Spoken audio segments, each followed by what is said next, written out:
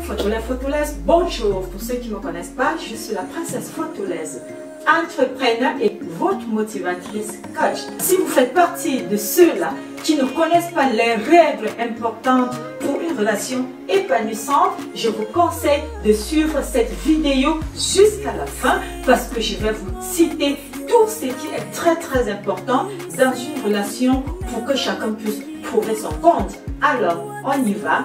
Avant d'entrer dans le vif du sujet, je vous invite, si vous n'êtes pas encore abonné à ma chaîne YouTube, de vous abonner, m'envoyer un like, laissez-moi des commentaires, cliquez sur la cloche de notification afin de ne plus rater mes astuces.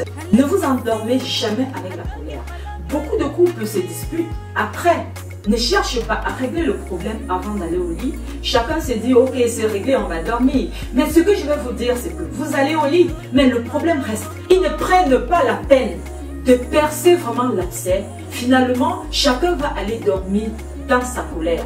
Ça, c'est un comportement à bannir dans un couple. On ne doit pas aller au lit étant en colère. Essayez la tendresse, essayez de percer l'abcès, essayez d'enlever le pur de l'abcès avant d'aller au lit. Sinon, vous pensez que le problème est passé, pourtant la blessure en elle-même est en train de s'infecter. Vous n'avez pas appuyé l'abcès de la blessure. Vous essayez de dormir, de cicatriser une blessure avec le pus dedans. Là, ça ne va jamais marcher. C'est ça la règle qu'il faut adopter dans votre couple. Essayez toujours de régler votre problème, de donner un peu de tendresse à votre partenaire et vous rassurer que le problème est fini avant d'aller dormir sans colère. Tout le monde dans la vie peut faire des erreurs. Les tentatives de réparation sont cruciales, hautement prédictives du bonheur conjugal.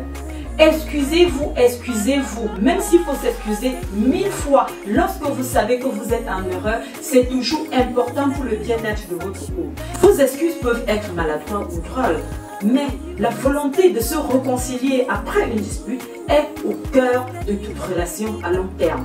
Donc, essayez toujours de demander les excuses, de vous réconcilier après une dispute. Mes chers photolaises, dans un couple aussi, tous les problèmes majeurs ne nécessitent pas absolument une solution. Parfois, le simple fait de faire quelque chose ensemble, de sortir faire une promenade avec son partenaire, d'aller prendre un café avec son partenaire, de faire quelque chose de différent avec son partenaire, peut ramener le couple au calme et vous reconnecter. Si vous vous retrouvez dans un climat de tension entre votre couple, c'est nécessaire d'essayer quelque chose d'autre qui va vous ramener ensemble. Alors parlons de la dépendance. La dépendance est bonne, mais la dépendance totale à un partenaire pour tous ses besoins est une invitation au ressentiment face au fardeau et au malheur des deux partenaires. Pourquoi je dis cela? Parce que nous sommes tous dépendants. Dans une certaine mesure ou d'une autre, nous sommes dépendants d'amis, nous sommes dépendants de mentors, nous sommes dépendants de notre conjoint, nous sommes dépendants. Donc ça vaut aussi la peine pour les hommes que pour les femmes.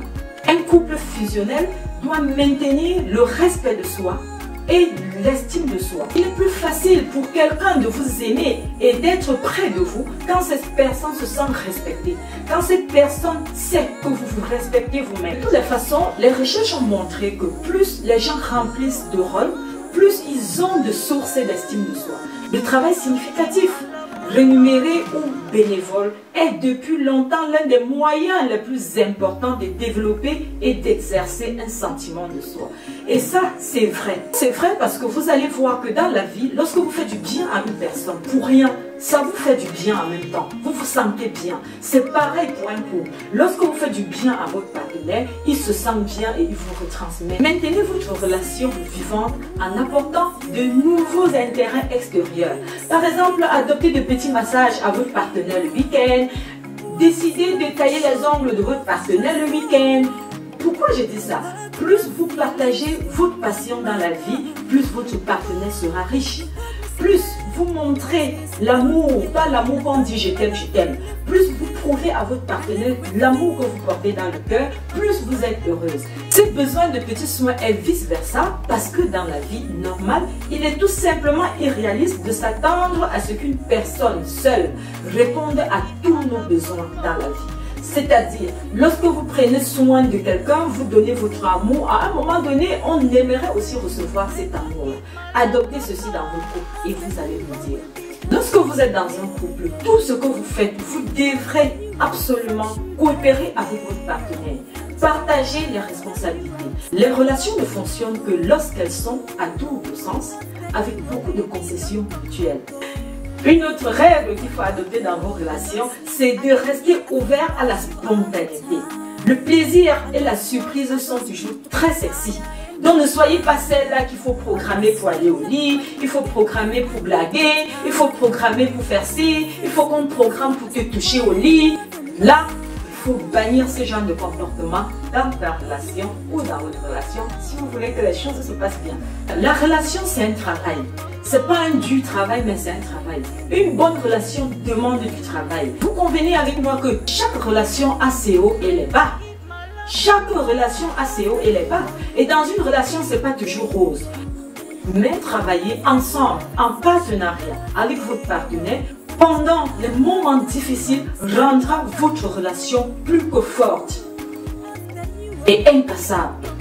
Dans une relation, ne prenez pas tout personnellement. Parfois, dans la vie, on a une mauvaise journée qui est juste égale à une mauvaise journée. Et c'est tout à fait normal dans une vie de couple. Travailler dur pour maintenir la prospérité. Les gens se préparent et sont sensibles aux affaires. Une bonne relation n'est pas un objectif final. C'est un processus permanent, maintenu grâce à une attention régulière. Adoptez une bonne vision à long terme de votre couple. Le mariage est un accord pour passer un avenir meilleur et ensemble. Vérifiez régulièrement vos objectifs, vos rêves, vos souhaits. Est-ce que vous êtes en train de regarder dans la même direction? Est-ce que vous n'êtes pas en train de vous dérailler par rapport aux objectifs de votre couple? Vérifiez en même temps que est-ce que mon conjoint, ma conjointe est en train de trouver son compte dans notre relation. Donc c'est très important. Ne sous-estimez jamais le pouvoir d'un bon toilettage. Bon, là qui comprend, comprend. Hein. Dans une relation, la toilette intime est le A et Z d'abord. Parce que quand c'est pas bon en bas, là, quand c'est pas bon entre les aisselles, quand c'est pas bon à l'intérieur des vêtements, rien ne marche. On va vous faire ça.